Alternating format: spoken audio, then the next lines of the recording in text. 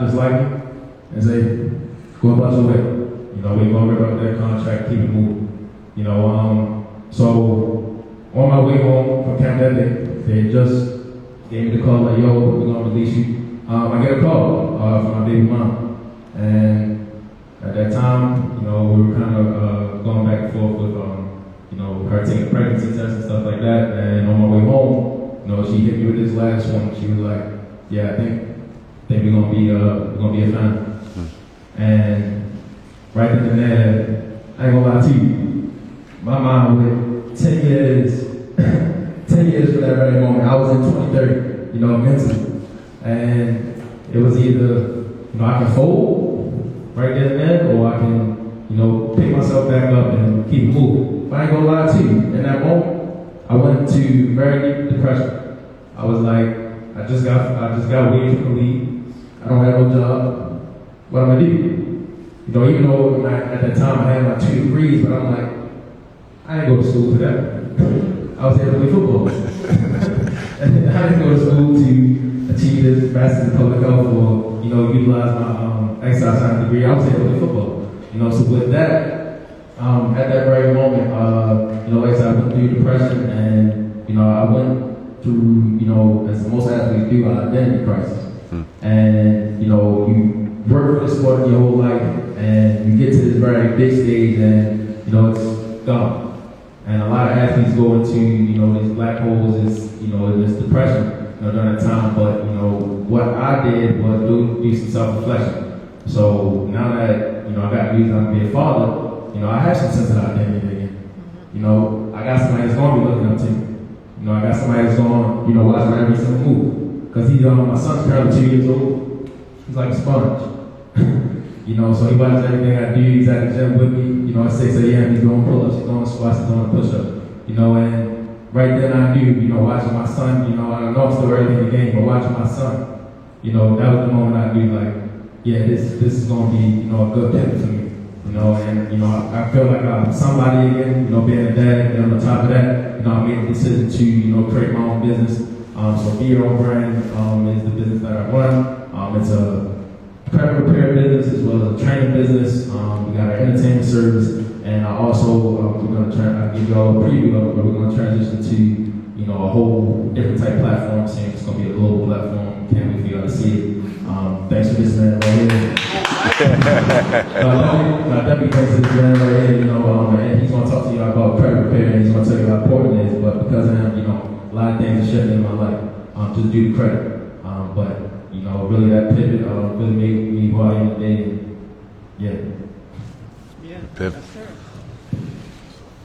Yes, sir. So before I even get into that question again, I'm going to talk about alignment, right? So to piggyback on what each of you just spoke about in the midst of that pivot, that identity crisis, and some you know, shooting your shot at other opportunities, right? You spoke about your investment into Fiano Love. Is that how Fineo, yeah. Fineo Love. Failure's right? not an option.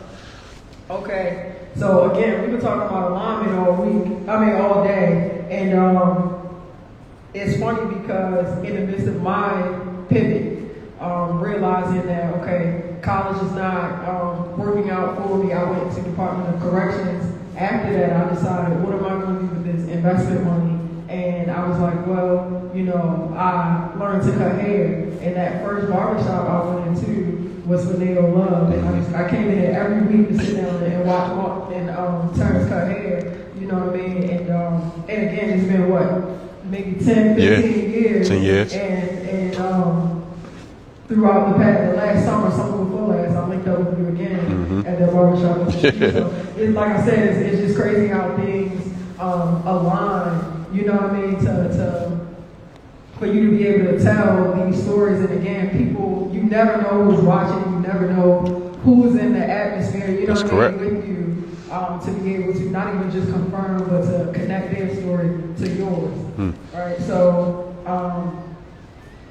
in that, right, like, in the pivot, there's many steps that you take, and you guys are athletes for life. I would say we're all up here with athletes for life, and we understand that it's a lifelong thing. And in business as well, business, once you choose it and it chooses you, it's a for life thing. It's a marathon, right? So what I'm gonna ask though is for the marathon runners here, what is it that long distance running taught you that football did not teach you?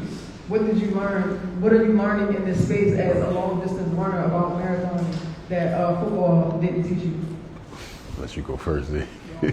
Put my man on the hot seat. That's a great question. That's a go. That's a go. Because football teaches you a lot of lessons about life. Football also teaches you a lot of lessons about your body and how you respond to it. Endurance running does the same thing, but it teaches you what you're capable of when you don't think you are, right? And so, someone told me this, when it comes to endurance running, you never trust your first mile, right? Whether it's good or bad. So, if you're tired or if you're in pain, if you feel that way in the first mile, don't trust it, right? If you're feeling really good and you're feeling fast, don't trust it, right? Because mile 3 could be totally different. Football has taught me that you get so football is a game, for those of you who've never played, football is a game where usually you have to take complex information that comes through your eyes or comes through your ears into your eyes, and you have to process it into your body and put it in your feet in like 3 seconds, right? And it's crazy because people think football players are dumb, but like some of the most fast-thinking people, right? And so football is a quick game of like mental war. Endurance running is the complete opposite. And so you have to really slow down and think about, okay, I got a 5-mile run, I'm on mile 1, and I'm feeling like going home, right? And so you got to really just ride it out. And so endurance running teaches you the long game. It teaches you to be patient with yourself. It teaches you that you don't have to do it right away. Something cool about when you run a marathon, that you can make up your time or you can sprint at the end, right? You have to sprint at the beginning of football or else it's over with, right? First 3 seconds, you're going to get slapped, and then the next play, you might get pulled off the field, right? And so you only have a few seconds to perform. In endurance running, you might have a few hours, and you can really correct the first hour in the second and third hour. So that's what it's taught me, is that you're able to really make up for the mistakes in endurance running, and then you can apply that to life, right? And so, like they say, it's a marathon, not a sprint. Like literally, like if you've ever trained for a marathon, it's a complex training platform, and then the day of the race never goes that way, and that's how life is, right? And so the life lesson I can take from endurance running is, you're gonna go through stuff, you're gonna think it's gonna turn out one way, but likely it's not, and usually the outcome is gonna be good. You just gotta keep riding it out, you gotta keep breathing, you gotta keep stepping. And football has kind of taught me, you gotta go get it now or it ain't gonna happen. And that's a good lesson too, but that's not how life goes for everybody, right? So I've honestly learned more about myself running endurance for 2-3 years than I had playing football for 15. Man, he spot on. I mean, he said it all. But it's something I just want to add to him, right? Football, you have a teammate. You can take a play off. Marathons, you're by yourself. And I think that small piece is the difference in life, because a lot of us, some of us, we grew up with families, we got support system, some of us are out here alone, right? And I encourage you, if you feel like you're alone, and I know sometimes we're like, oh, I got a village, but sometimes for the most part, we're by ourselves. We don't tell people what's really going on with us. We don't tell people our rent is going to be late. Most of the times when we got to move into a smaller place, we're going to do it on our own. I've done it myself. You get evicted and see your stuff outside. You're not calling your homeboy because you're embarrassed, so you're on your own. And that's the same thing that's happening in a marathon compared to football. Again, I can take a play off because EJ got my back. When you're on mile 17 and you got those 7 more miles to go,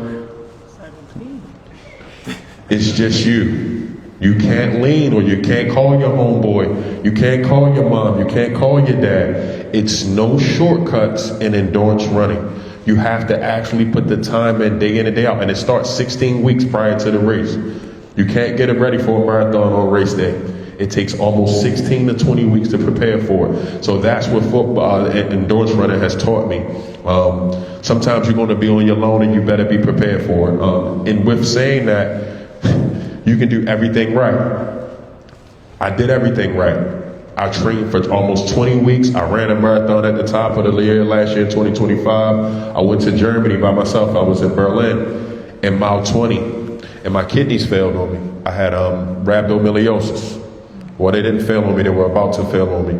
And I felt myself alone, and I did everything right. If you ever study for a test or work out or prepare your money, and then your car, you hit a pothole and you got to get your axle fixed, so now you're back. You can do everything right sometimes when preparing for a marathon, and the wheels could still come off. That's just the same thing in life. So I encourage everyone, even if it's not a marathon, running in itself is a solo, it's an individual race, but you can't cut corners on it. I challenge you all to run a 5K, 10K, just to get out there, be on your own, and learn yourself, right? And again, like I said, you can prepare and do everything right, and sometimes the wheels still come off. So I would say endurance running, like EJ said, has taught me more about myself in these past 7 years than any sport that I played prior to it. Cool. So before I get into the next question, let me do a crowd check. How y'all doing today? How y'all doing? Y'all good? They've been drinking. I've been drinking. Y'all been drinking or what? How are we doing? Y'all good with these questions here? Y'all good with what game y'all are getting from these guys here? Cool. So let's talk about building something bigger, okay? And building something bigger. What made you build a sports-specific business or brand or community initiative instead of just moving on from sports completely? Right? There are people who, let's say they're going to go from sports and try to incorporate, find out they love it, you know what I mean, and they stay there. What is it that, again, made you build more sports-specific community engagement platforms and businesses for yourself? I'm gonna take Lena off the hot seat. I'm gonna pass it to Mike.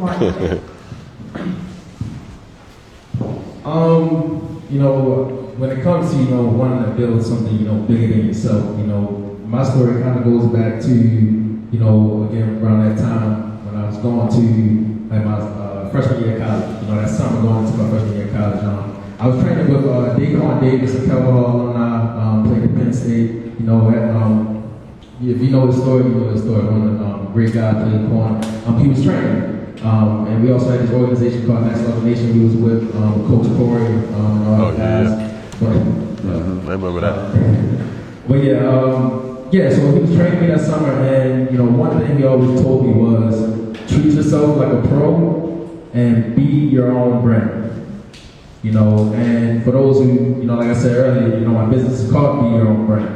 And he was the guy that kind of sparked that for me because he always told me treat yourself like a pro. From when you wake up in the morning, you praying, you meditate, you put the right things in your body, and you hydrating every day on a daily, so really just how you carry yourself is like your brand, for all my business owners in here, your brand is everything. Your craft is everything. You're going to put in that work, you're going to put in that time to do what you got to do to make sure your business succeeds. I'll live now on this Be Your Own Brand, I promise you. But when it comes to building something bigger than myself as well, along with Daquan telling me that quote, being your own brand, it also came to, wanting to be, a mentor and somebody that, I felt like, I had both my parents in my life, but I didn't feel like my dad, pushed me like I really wanted to. He was a sports guy, he played basketball, he played a bunch of sports, but I kind of wanted those dads you see online that's kind of like, come on man, let's go. But even though my dad, he told me, you're doing great, I'm proud of you, you keep doing, he pushed me, but I wanted that extra push, but that's when it came to, that self-reflection and also being with myself, saying like, I gotta go hard, and really put more time into my craft, and just being your own brand. Everything you do, how you carry yourself, you are your own brand. Always remember that. So actually the opposite of Mike. So I'm actually in the process of building my own brand right now. But I would say when it comes to building something bigger after my sports career, I'm from Ohio, and a lot of us play ball. And if you don't make it in sports, you either going to work in a factory, you're gonna be on the streets, or you're going to prison, right? And so I came from a good family, and I figured that might not be my life path. But everyone assumed that if you're not, playing, then you're gonna probably be coaching. And so I was just like, man, I'm never gonna ever coach ever in my life, because I want people to think that we can do other stuff, right? And so I wanted to just go work and just have a job and be like a corporate dude. And so like that was my goal. And so that's what I've done. All up until maybe 2 years ago, I was diagnosed with multiple sclerosis. And I was like, okay, now I'm all of a sudden one of these people that, the American Cancer Society, all these organizations talk about, right? We raise money for all these people. We do ice bucket challenges for all these people, right? We don't really know why we're doing it. It's just a fact. And so now I found myself as one of these individuals that has MS, and I'm a part of this group of 1 million people. And so I was like, all right, I gotta build something bigger. I gotta build my own brand. And so I'm in the process of doing that. And it's really just taking everything I learned from sports and life and injecting it into, this movement and figuring out who can relate and who wants to, tap in and ride this race with me. And to me, it's building something bigger than myself, because I think me being diagnosed with MS, after being like the sports guy, being celebrated and all that, it made me more human, and so that's my goal, is to just be a normal person, honestly. Like, I'm kind of the opposite when it comes to like being celebrated as an athlete. Like, I want to be known as just the guy that's regular now, like he's a normal dude just like you. And so my bigger is kind of really bringing it down to earth. So that's my goal. It's kind of cliche, and you've heard it a million times before, strolling on your Instagram, or if you read or you know anything about the owner of Nike. Do what you love, right? You gotta fall in love with something that you don't mind doing every single day. Something that you don't mind getting up in the rain and coming to do. I love running my mouth. I love talking to people. I love mentoring. I love helping out people. I love being a people person. That's why I'm here today. That's why I work with children. That's why I got right into that field and I was volunteering as a mentor before I got the job at the school that I work at now. Again, which is right behind you. Please donate to our program. Keys can sponsor some kids. It's an alternative school, right? But you have to find out what you love. If you like putting buttons on jackets, start putting buttons on jacket on your Instagram. I was speaking to a young brother earlier. I don't know if here he is here. I'm gonna put him on the spot. This young man, he came over. He don't look young. He look 40, but he in his 20s, right? He's 22 years old. The young brother, he came over, he spoke with so much passion. The first thing I asked you, are you good at social media? He said, no, I'm really not. Go on YouTube and find out Chat GPT how to do it. It's too many resources available. You got a voice, young king, start getting in front of the camera and talking about it. You got to find, if you love taking pictures, start walking around taking pictures outside of people. Find out what you love to do and then pour into it. I found out that I love running. I poured into it. I started doing free runs for the community. We built 2 brands off of it, which are very successful today. So it's just really to simplify it all. Just do what you love. If you love reading the Bible, start reading the Bible. If you want to get paid for it, start reading out to other people. Pastors do it all the time. Don't shut me on that. It'll hit you later. But I'm just saying, find out what you're passionate about and pour into it. You like that? You hit us with that earlier, Pastor. Okay. I like that. It's not so cliche. I think it has everything to do with purpose. Me personally, I'm a purpose pusher.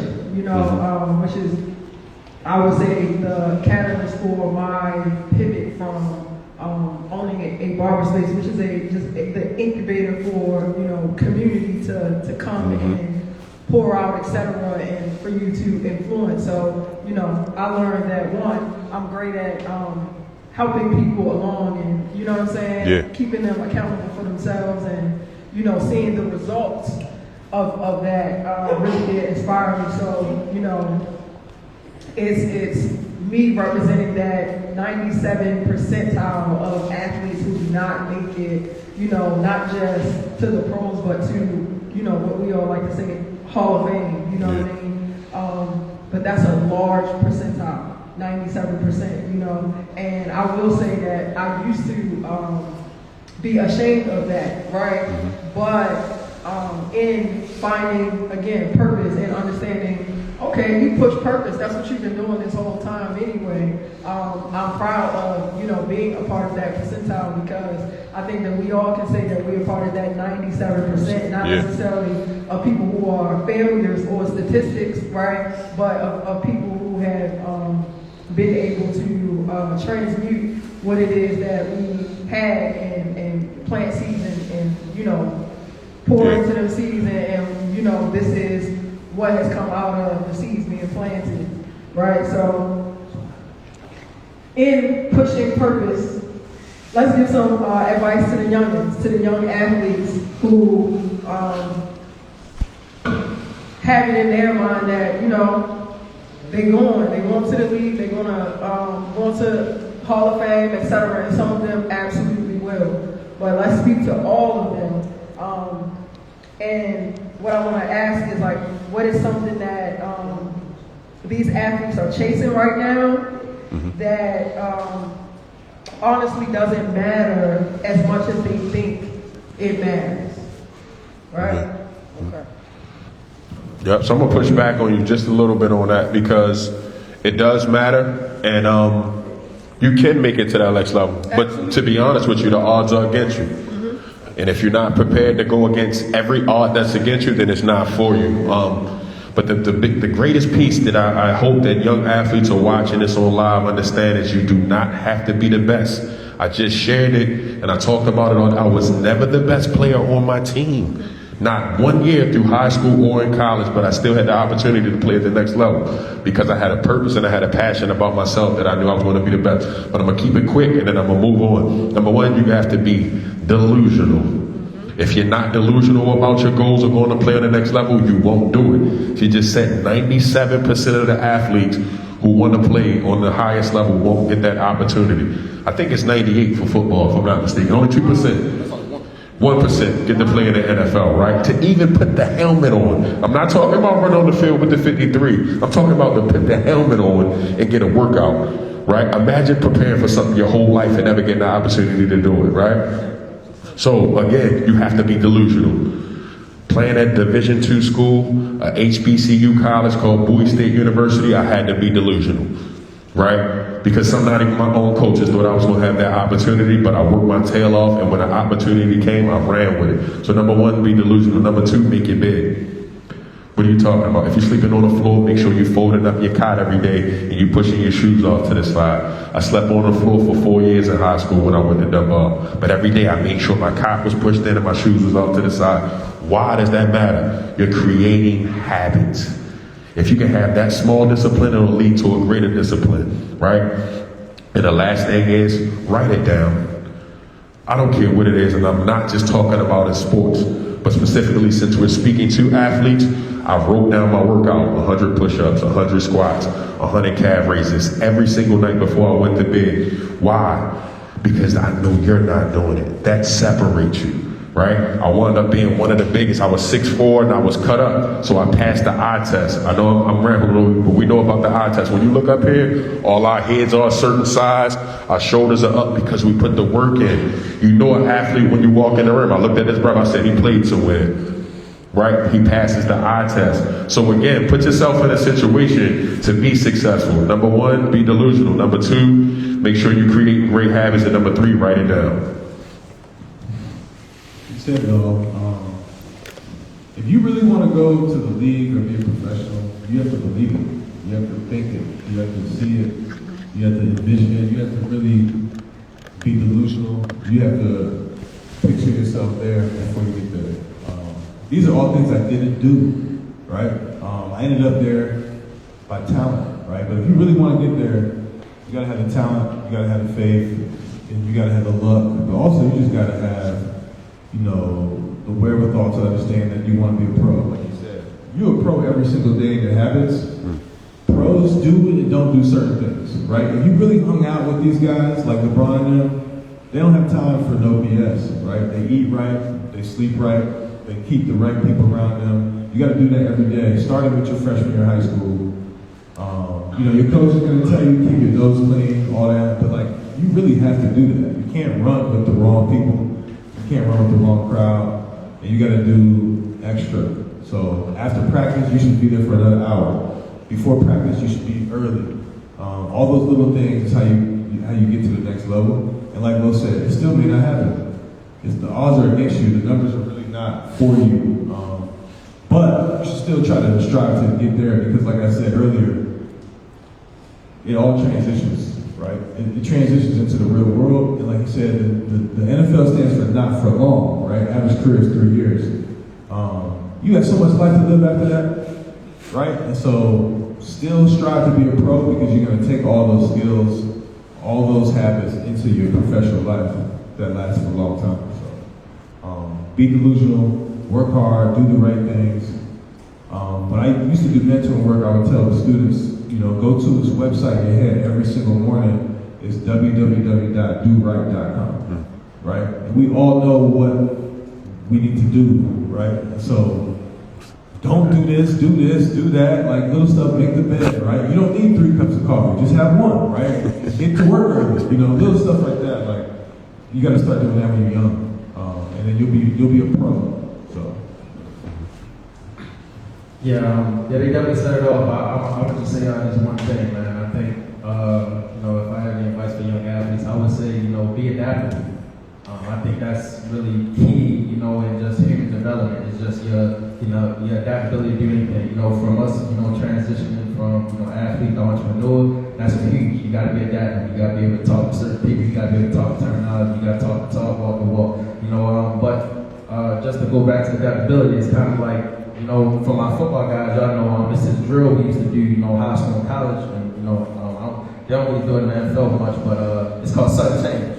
You know, and with that drill, you know, you probably going through practice, you probably already an hour in practice, and coach going to yell out, sudden change, sudden change, sudden change. You know, you ask me what that means. You know, what that means is the ones on defense and the ones on offense, you know, we got to go out to the middle of the field at 50, and we got to battle it out. You know, coach is going to give us a random scenario, whether it's third or short, you know, whether it's fourth quarter, we got to go to overtime, whether it's a 2-minute drill, you know, whether it's, we need to stop on third or short, whatever it is, you know, but we got to be able to react quick.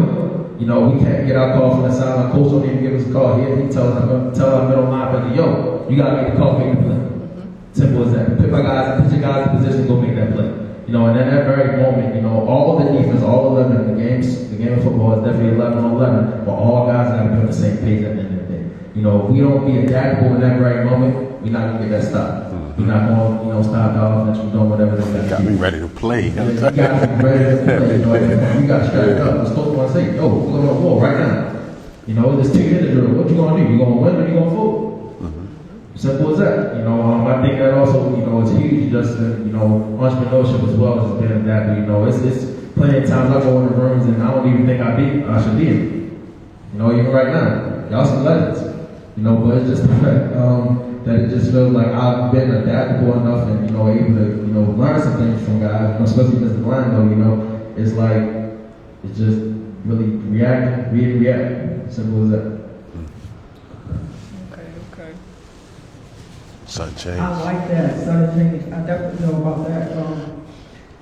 So what each of y'all said reminds me of the one thing that no matter what, my coach used to tell me was that you can't do what everybody else do because you are a leader. And you know, when you're young, you don't like that one. Damn, I want to leave lunch early. I want to go, you know what I'm saying? Go get some McDonald's. You can't do that. You are a leader. You know, and that's the thing that has followed me throughout my life. It's the one thing that, you know, I'm grateful for, constantly hearing throughout my life. You are a leader. You know what I'm saying? I won trophies, you know what I'm saying? Certificates, corporate spaces on leadership. Okay, so this question is actually a bonus question. It's optional, y'all, you know what I mean, if y'all want to tap in on this or not. But like I said, what it is that each of y'all named are leadership qualities, or high-end leadership qualities. As a leader, how do you take disappointment or rejection in the midst of what you just said, right? On top of what you just said, disappointment comes with that. Disappointment comes with the game as well. Disappointment comes with life. How do you take disappointment as a leader? I don't take it well. I'm a winner. I always want to win. I'm a sore loser. I've competed against these guys, some people in the crowd. Like, I'm a terrible loser. So I always want to win, and I don't take it well. I'm going to be honest. I could sit here and lie and give you advice on how to. I can't. Right? It's hard to manage, but I do understand the lessons that are being taught when you do lose at something in life. So I would say learn from the mistake, and like Mr. Mike just said, adapt. Winners win. You know what I mean? You know, when it comes to leadership, you have to lead by example, right? And so disappointment is going to happen, but you have to kind of know people are looking at you to see how you respond to it. Right? My senior year in high school, I was the captain of my football team, and we went 2-10. I was the only player that signed a letter of intent to go play ball, right? So I went D1. No one else went D2, D3, or JUCO or nothing. I was the only player on my team that was decent. And I wasn't a quarterback, I was a receiver, right? And so I had nobody throwing me the ball. We lost a lot of games. And I like almost played down to my level, right? So I had a terrible senior year. So I didn't get the offers that I thought I was going to get either. So there was a lot of disappointment in my senior year. I took it all on the chin, and I just told myself that I'm going to never have this type of losing season again. I had plenty of losing seasons after that. You say you with the Morgan. No, I'm done with it. I never won a championship. I don't have state championships like these guys. But it just allows you to learn, right? You learn what it feels like to lose. You learn about defeat, right? You learn how to get back up again. And sometimes like, the loser has all the knowledge and wisdom, right? Sometimes the winner, they have the memories of celebrating, but they don't really understand how to get back up and try again, right? Like, the hardest thing to do is to practice hard on, week 10, and you haven't won a game in 6 weeks. You know what I mean? And like, so those are the real lessons. And that's how you really take disappointment, where like, you kind of really change, okay, well, what's the goal, right? We ain't winning tomorrow, right? Like, what's the real goal? It's just to have fun, right? And sometimes you gotta really change how you view disappointment. Because, sometimes the reality is what it is, right? And so we've all been on those teams, we've all been in those scenarios, we've all been in those classrooms where it's like that grade ain't coming up, right? Like, and so you kind of just have to learn from that. And so being a leader and dealing with disappointment, you just have to learn from it. Take it as a lesson. I know that sounds cliche and very corny, but like, that's really what it is. It's like, you may not be in a season of winning, right? What are you going to do with that? So. No, I definitely agree with that. I can go back to my my freshman sophomore year in college. We was 0-10 my freshman year. Jesus. And then we went 2-9 my sophomore year. So with that, and I was a team captain at the time as well, so I understand everything you're saying. So it's kind of like, in that moment, I went, I was in some self-reflection, but then I also started telling myself, control the controllables. In those very moments, it's like you said, we might wake up on a Saturday, we might look at each other, we might just lose today. But it's controlling the controllables, right? Still standing on your craft, still showing up to practice early, getting that extra work, and controlling your job. At the end of the day, everybody else might not be on the same page. But if you can do anything, to make sure your team gets better or put them, in position to get that win, control the controls. I'm gonna do my job at the end of the day. Now, it's not an eye sport. It's still weak. But when it comes to, coach always gonna say at the end of the day, do your job. At the end of the day, get the job done. So if anything, I just hold your head up high. Take those lessons to the chin and keep going. Control the controllables. Yes, sir. Control the controllables. Leaders, lose, but they also learn. You know, so that is it for this athletes to entrepreneur panel. This was really a good discussion, and we gotta do this again. Yeah, for sure. Thank you guys for again sitting patiently. You know what I mean? Give yourselves a hand clap. First of all, stand up. You know, stretch your legs. We got some more coming for you. I'm gonna pass this thing on the mic so we can introduce our